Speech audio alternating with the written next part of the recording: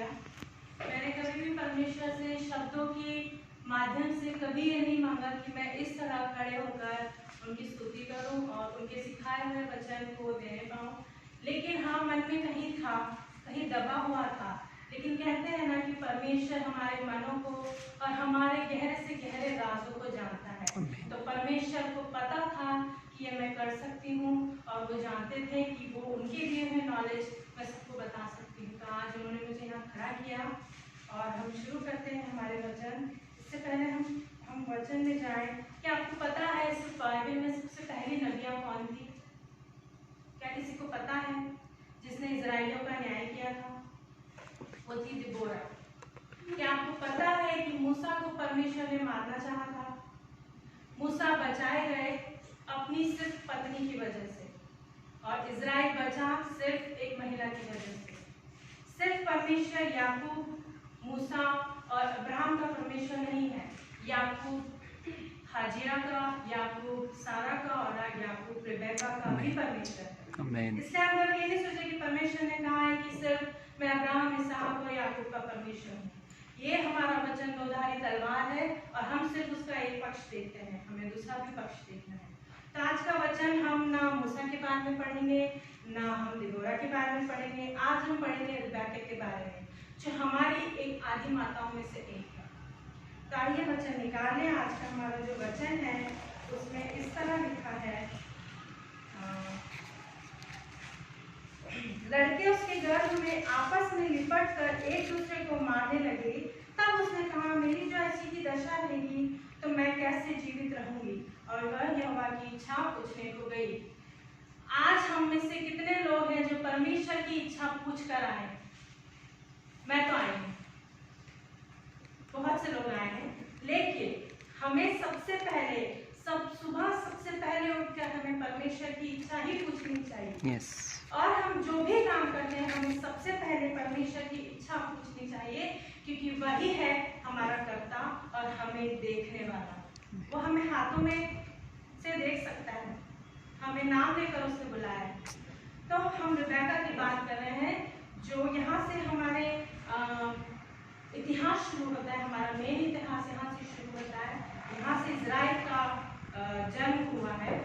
और हम यहाँ देखेंगे कि जब रेबेका गर्भवती हुई थी, वो बहुत समय के बाद गर्भवती हुई थी। वो अपनी सास की तरह उसे बांझ का नाम दिया गया था, लेकिन उसने परमेश्वर से प्रार्थना करी और परमेश्वर ने उसकी कोख खोली। जब हम जनरली खास कर गर्भवती स्त्री जब परेशानी में होती है, उसे कुछ भी होता है, तो हम क्या करते हैं? गर्भवती स्त्री डॉक्टर के पास जाती है या नर्स के पास जाती है। बेशक रेबेका भी गई होगी, क्योंकि वो एक रानी की तरह थी। वो सारा और अब्राहम की बहू थी। सारा और अब्राहम को परमेश्वर ने बहुत बढ़ाया था। बेशक वो रांझे थे, लेकिन वो किसी राजा से कम नहीं थे। परमेश्वर ने उन्हें हर चीज से लैस किया था, हर चीज उन्हें दी थी।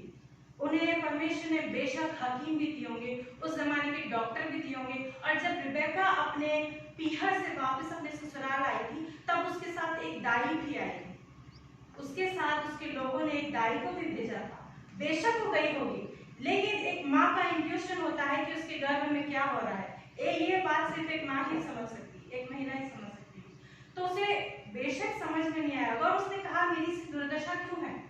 मेरे गर्भ में इस तरह से युद्ध क्यों हो रहा है? वो समझ चुकी थी कि एक युद्ध है, कि इस तरह से बालक क्यों लड़ रहे हैं।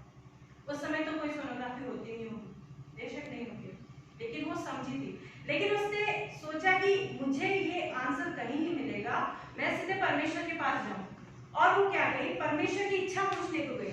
बाइबल में अभी तक कोई भी महिला परमेश्वर की इच्छा पूछने को नहीं गई। हवा ने दोष लगाया था, हवा ने पाप किया था। सारा ने बहुत गलत काम किया। सबसे पहले सारा ने झूठ बोला था।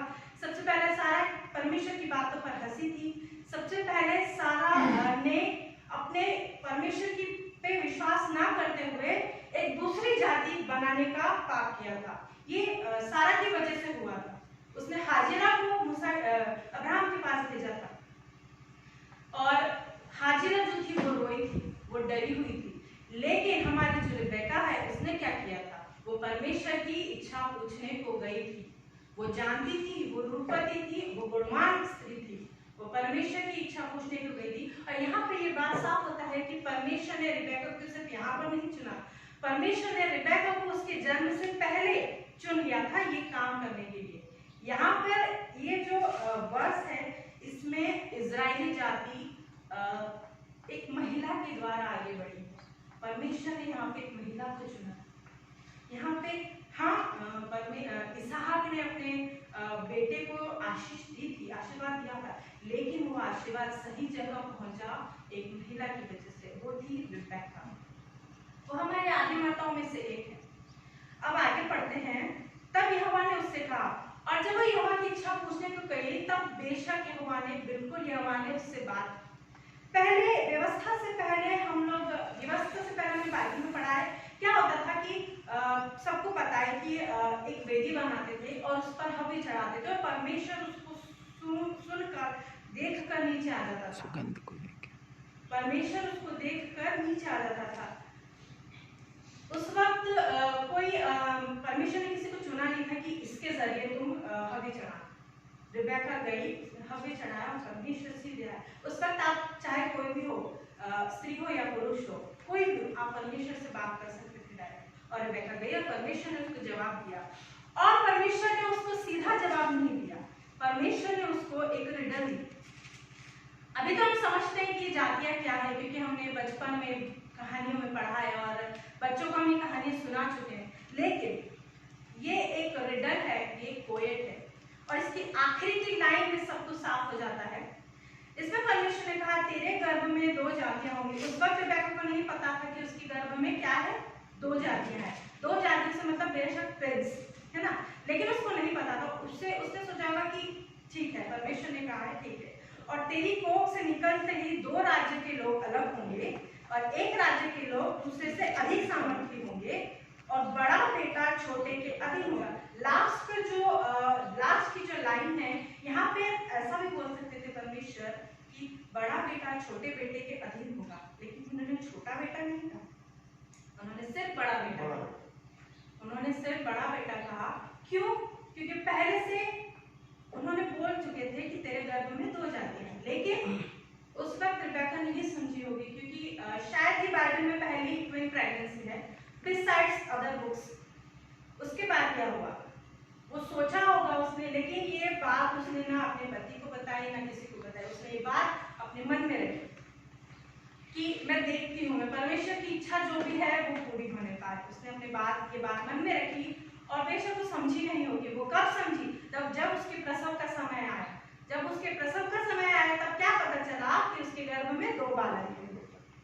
तब बेशक उसको समझ में आया होगा कि अरे परमेश्वर ने यही कहा था कि मेरे गर्भ में 2 जातियां हैं। और यही पहली बात है जो परमेश्वर ने एक महिला को बताई कि जो इजराइल जाति है, जो आगे जो जाति बनने वाली है, वो बात सबसे पहले महिला को पता चली। जैसे परमेश्वर का यीशु मसीह का जिंदा होना पहले महिला को पता चली, वैसे ही परमेश्वर ने ये बात एक महिला पर उजागर की। इसलिए कभी हमको ये नहीं सोचना कि हम महिला हैं। कभी कभी बहुत सी महिलाएं, खुद भी मैं भी सोचने लगती हूँ कि हम महिला हैं, हम पीछे क्यों, मतलब ऐसा लगता है कि हमारा क्या होगा या मेरा क्या होगा। हमें नहीं सोचना है। कोई भी बात हो, कुछ भी बात हो, आप व्यक्तिगत हो या आपका ऑफिस में कोई काम हो, हमें सबसे पहले परमेश्वर का आगे रखना है। हम कहीं भी जाएं तो हमको परमेश्वर का नाम लेना है, हमको परमेश्वर की स्तुति करनी। वैसे ही रिबेका ने यहाँ किया, उसने ये बात, परमेश्वर की बात को दाढ़स बांध दिया। उसने अपने हृदय में इस बात को रखा और उसने देखा कि मेरा तो 2 बच्चे हैं, मेरे पेट में तो 2 बच्चे हैं। और सबसे पहला क्या हुआ कि जो उत्पन्न हुआ था वो लाल था, जो ऐसा था वो लाल था, वो रोएदार था, लेकिन याकूब नॉर्मल था, नॉर्मल पैदा हुआ। अब यहाँ से एक बात समझ में आती है कि आगे चल के तो हमको एक पूरी कहानी पता है कि आशीर्वाद जिसको मिलना था उसे नहीं, लेकिन परमेश्वर ने छोटे बेटे को चुना। लेकिन ऐसा क्यों परमेश्वर ने छोटे बेटे को क्यों चुना? और परमेश्वर ने ये बात सिर्फ रिबेका को बताई थी और यही रिडल से रिबेका ने आगे जाके याकूब की मदद की। ऐसा क्यों हुआ? क्योंकि आगे ही लिखा है कि जब दोनों लड़के बड़े हुए। अब ये कैसे पता चलेगा कि परमेश्वर ने छोटे को चुना है, बड़े को क्यों नहीं? ये तो परमेश्वर ने तो बोला है ना कि पहलौठा मेरा है, पहलौठे का अधिकार मेरा है। लेकिन यहाँ पे क्या हुआ कि जो पहलौठा था, परमेश्वर की नजरों में वो एक चालाक था, वो वनवासी होकर रहना, उसने परमेश्वर की नजरों में कुछ ऐसे काम किए थे जो हम शायद सोच भी नहीं सकते। आगे भी उसने ऐसे काम किए थे जो हम सोच नहीं सकते। हम मतलब परमेश्वर को उस वक्त अन्य जाति, कनानी लोग, फलिश्ती लोग बिल्कुल पसंद नहीं। इसकी भी एक वजह है, हम फिर कभी बात करेंगे। बिल्कुल पसंद नहीं थी। क्यों? फिर भी हमारे एसाव ने कनानी स्त्री ब्याही, कनानी स्त्रियों को वो लेकर आया और परमेश्वर ने आगे व्यवस्था में बताया है कि तुम लहू लगा हुआ मांस न खाना, लेकिन फिर भी हमारे एसाव ने वनवासी होकर एक चालाकी भरा काम किया और वो वहीं रहता था और वह अहेर का मांस खाया करता था और इसी मांस से इसहाक को प्रतीति होने लगी। वो इसहाक जो था उसको वो मांस पसंद आता था और इसहाक अपने पिता एसाव अपने पिता के लिए वो मांस लेके आया करता था। इसहाक को याकूब से प्रतीति नहीं थी क्योंकि वो छोटा था। इसहाक को कहीं बार ये बात अपने दिमाग में थी कि परमेश्वर ने मेरे बेटों को चुना है और इसी बेटे से मेरा आगे राज्य निकलेगा जो परमेश्वर ने वादा किया है कि बालों के किनको के समान बढ़ाऊंगा। तो परमेश्वर ने यहाँ पे बात साफ होती है कि इसहाक को कभी नहीं बताया या रेबेका ने कभी नहीं बताया। अब यहाँ पे क्या होता है, हमारा जो दूसरा बेटा है, जो हमारा याकूब है, वो क्या था? वो सीधे मन वाला बच्चा था, वो तंबू में रहता था और वो परमेश्वर से प्रेम करता था। तंबू में रहने वाले लोग अक्सर मतलब उन्हें उस समय में नर्ड कहा जाता होगा, पढ़ाई करने वाला, पढ़ाकू बोला जाता होगा। और बेशक भाई बहनों में तो सिब्लिंग्स में तो ये चलता ही रहता है। लेकिन ये बात यहाँ पर, ये बात रेबेका ने ध्यान में रखी कि परमेश्वर ने जो मुझे बातें कही थी वो यहाँ पर लागू होती है। और आगे परमेश्वर ने इस वो जो कहानी हमको सबको पता है कि बड़ा बेटा इसहाक ने कहा था मैं आशीर्वाद दूंगा तुझे और तू मेरे लिए मांस लेकर आ, पहले मैं खाऊंगा फिर मैं तुझे आशीर्वाद दूंगा। यहाँ पे इसहाक ने ये गलती कर दी कि पहले मैं खाऊंगा फिर तुझे आशीर्वाद दूंगा। ये बात रेबेका ने सुन ली, अच्छा हुआ सुन ली। अब क्या होता है कि उसके बाद रेबेका ने बात सुनी, अपने छोटे बेटे को बुलाया और एसाव तो चला गया शिकार करने कि मेरा पिता के लिए मैं बनाऊंगा फिर वो मुझे आशीर्वाद देगा। वो आलस कर गया, पिता भी आलस कर गया और बड़ा बेटा भी आलस कर गया। हमें आलस नहीं करना है। ये बात माँ ने सुनी और छोटे बेटे को बताई कि जल्दी जा और अपने भेड़ में से लेकर आ, उसको मैं पकाती हूँ और अपने भाई के कपड़े पहन। तो वो याकूब ने पूछा कि माँ ऐसा क्यों, ऐसा मत करो, वो पिता है हमारा। बोले नहीं, चाहती तो रेबेका अपने पति से डर सकती थी, लेकिन रेबेका नहीं डरी। वो क्यों नहीं डरी? क्योंकि उसे पता था उसके इस काम में, उसके इस चालाकी भरे काम में परमेश्वर का हाथ है। उसे पता था इस चालाकी भरे काम में परमेश्वर उसका साथ देगा और परमेश्वर ने दिया। परमेश्वर ने दिया, आगे लिखा है 27 उत्पत्ति 1। जब इसहाक बूढ़ा हो गया, यहाँ पे वो आशीर्वाद देने की बात चल रही है। जब इसहाक बूढ़ा हो गया और उसकी आंखें ऐसी धुंधली पड़ गई कि उसको सूझता न था, क्या हुआ? यहाँ पे परमेश्वर ने भी रेबेका और याकूब का साथ दिया, रेबेका का साथ दिया। उन्होंने की इसहाक की आंखें धुंधली कर दी कि उसको सूझता ही नहीं, वो टटोलते ही रह गया खाने के चक्कर में कि ये मेरा बड़ा बेटा है। और पूर्वजों के परमेश्वर के सारे आशीर्वाद इजराइल को मिले। सारे आशीर्वाद, जो भी आशीर्वाद, जितने मन से आशीर्वाद दिए गए वो याकूब को मिले। और वो हम देख सकते हैं कि वो आगे बढ़ा, लेकिन हाँ, उसको अपने भाई से पहलौठे का अधिकार छीनने का भी बदला लिया गया। परमेश्वर ने उसको वहां पर सजा दी है। परमेश्वर से कभी भी गलत चीज सहन नहीं होती है, इसलिए कभी भी किसी के साथ, ना अपने भाइयों के साथ, अपने कलीग्स के साथ, किसी के साथ या फिर जानवरों के साथ भी कभी कुछ गलत नहीं करना, क्योंकि परमेश्वर उस चीज का बदला लेता है। तो यहाँ पर परमेश्वर ने साथ दिया। और रेबेका जो हमारी महिला है, जो आज हम बहुत से लोग सिर्फ रेबेका को इसी से जानते हैं कि उन्होंने अपने छोटे बेटे को भेज दिया था मांस लेके अपने पिता को खिलाने के लिए। लेकिन सिर्फ यही नहीं, यहाँ पर ये मालूम होता है कि परमेश्वर ने रिबेका को पहले से चुना था। सिर्फ आज से नहीं, जब से वो शादी होकर आई तब से रिबेका को परमेश्वर ने नहीं चुना। रिबेका को परमेश्वर उसके जन्म से पहले ही चुन चुके थे। जैसे अब्राहम को, इसहाक को, यूसुफ को चुना था, वैसे ही रिबेका पहले से ही चुन ली गई थी। हम पढ़ेंगे उसके आगे हम पढ़ेंगे कि हम पढ़ेंगे उत्पत्ति 25 का 60। कोई पढ़ने में मदद कीजिए प्लीज। 16 नहीं है ना, 24 का 60। और उन्होंने रिबका को आशीर्वाद दे के कहा, हे हमारी बहन, तू हजारों लाखों की आदि माता हो और तेरे वंश और अपने बैरियों के नगरों का अधिकारी हो। यहाँ पर क्या हुआ? यहाँ पर रिबेका को उसके लोगों ने आशीर्वाद दिया। आशीर्वाद देना बहुत ज्यादा मायने रखता है बड़ों के लिए, बुजुर्गों के लिए, अपने आने वाली पीढ़ी को आशीर्वाद देना। आशीर्वाद और श्राप दोनों अलग बात होती है, लेकिन ये जो देता है वो हमेशा काम करता है। जो इसहाक ने अपने बेटे को जो आशीर्वाद दिया है वो आज तक चले आ रहा है।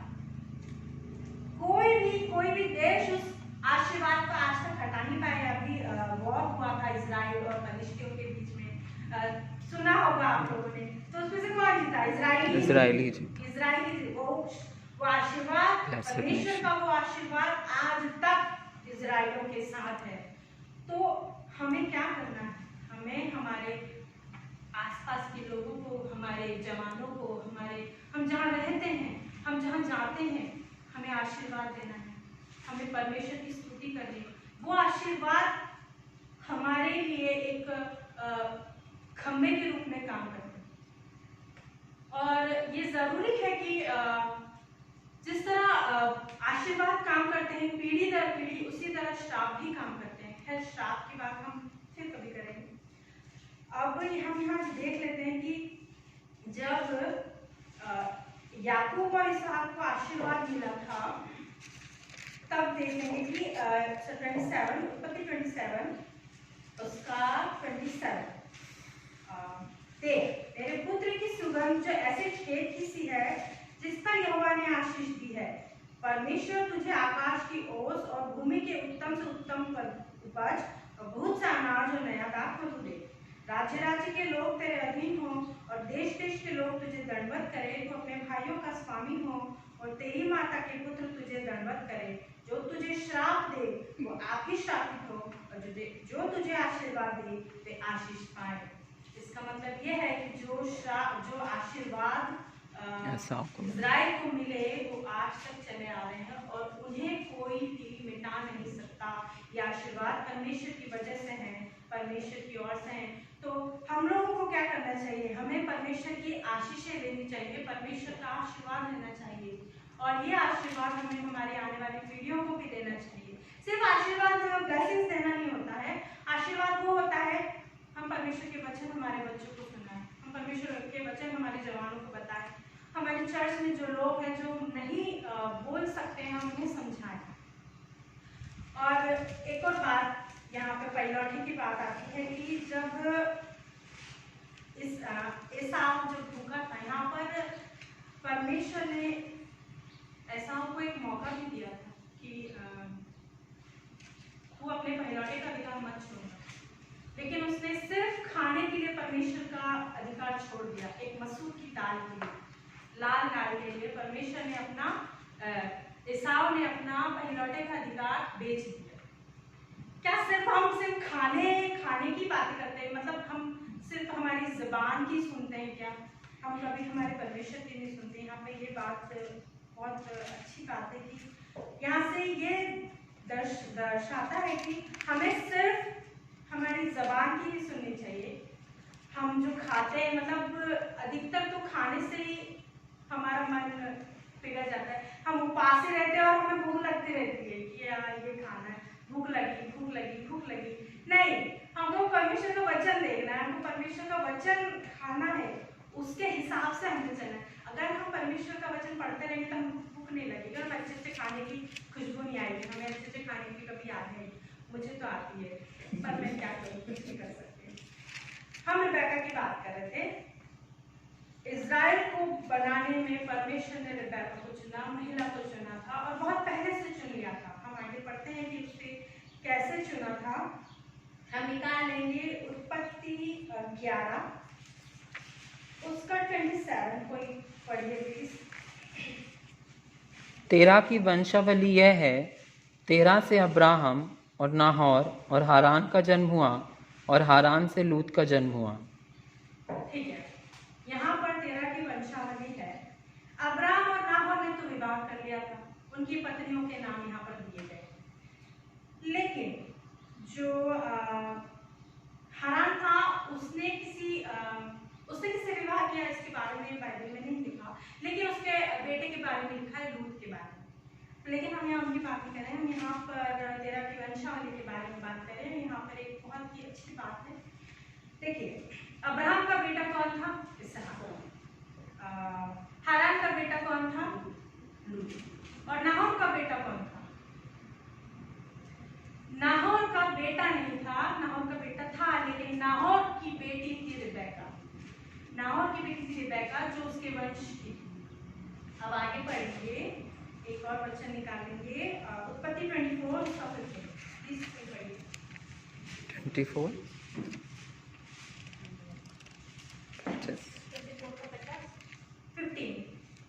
15।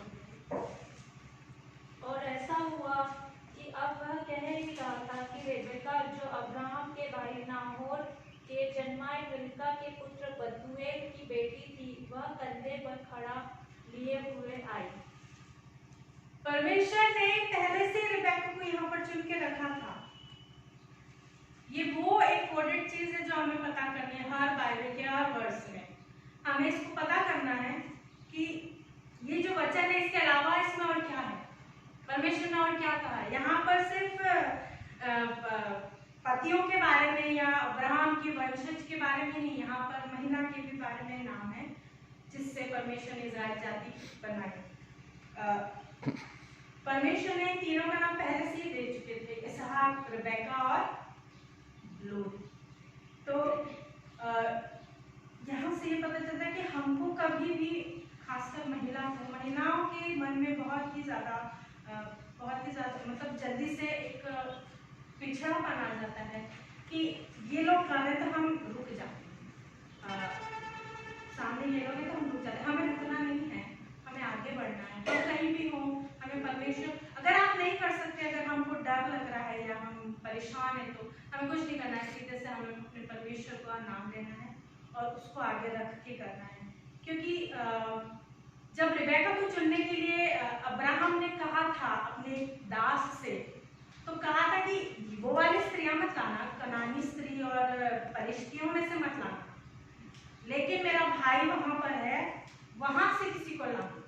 तो वो तो दास था, दास ने परमेश्वर से पूछा कि तेरी जो इच्छा हो वही स्त्री मुझे देना, और जो पहले पानी पिलाने आए वही वो स्त्री होनी चाहिए। एक दास परमेश्वर से मांग रहा है, तो हम तो स्त्रियां हैं, हम तो पुरुष हैं, हम तो उसके बुलाए हुए लोग हैं। हमारे चर्च में बैठे हैं, हम ईसाई धर्म के लोग हैं। बहुत से लोगों को पता ही नहीं है कि ईसाई मसीहत क्या होती है, बहुत से लोगों को नहीं पता। और परमेश्वर ने उसको जवाब दिया, और रिबेका घड़ा लिए हुए आई पानी पिलाने, और वो जो दास था उसने झुककर परमेश्वर को दंडवत किया, परमेश्वर का धन्यवाद किया।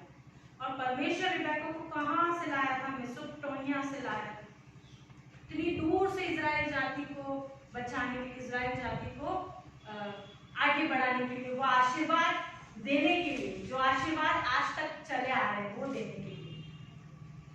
तो हमें हमेशा हमारे लोगों के लिए, हमारे बच्चों के लिए, हमारे चर्च के लिए हमेशा ब्लेसिंग्स देनी चाहिए, वचन सुनाते रहना चाहिए, और हमें हमेशा परमेश्वर के आगे, परमेश्वर को आगे रखना चाहिए, और हमें हमेशा नम्र बने रहना चाहिए। मैं ये नहीं कहूँगी कि महिला को रिबेका की तरह होना चाहिए या मरियम की तरह होना चाहिए, मैं किसी को नहीं बोलूँगी कि आपका काम है या आपको करना चाहिए, महिला हो या महिला का काम है, आपको पता है आपको क्या काम करना है, सबको पता है। मैं सिर्फ यही कहूँगी कि जो भी काम करे हमारे परमेश्वर को आगे रखकर, उसको फ्रंट में रखकर, उसका नाम लेकर उसको रखें।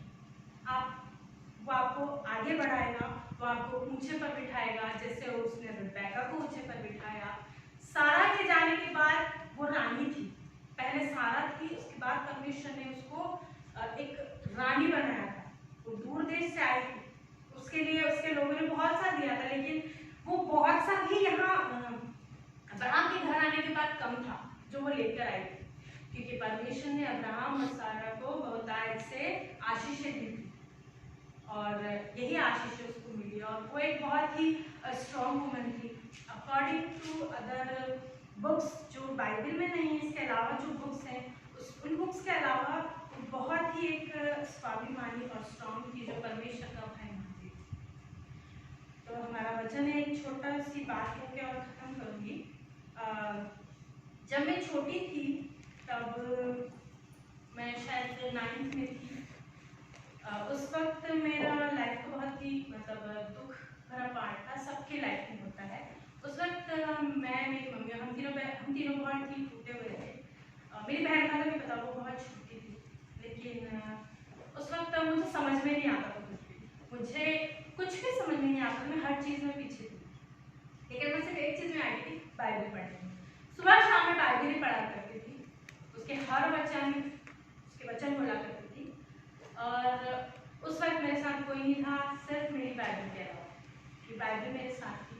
और एक वचन मुझे मिला था, यशाया 41 उसका टैग, मत डर मैं तेरे साथ हूँ, इधर उधर मत ताक, मैं तेरा परमेश्वर हूँ, मैं तुझे दृढ़ करूँगा, तेरी सहायता करूँगा, अपने धर्म में दाहिने हाथ से मैं तुझे संभालूंगा।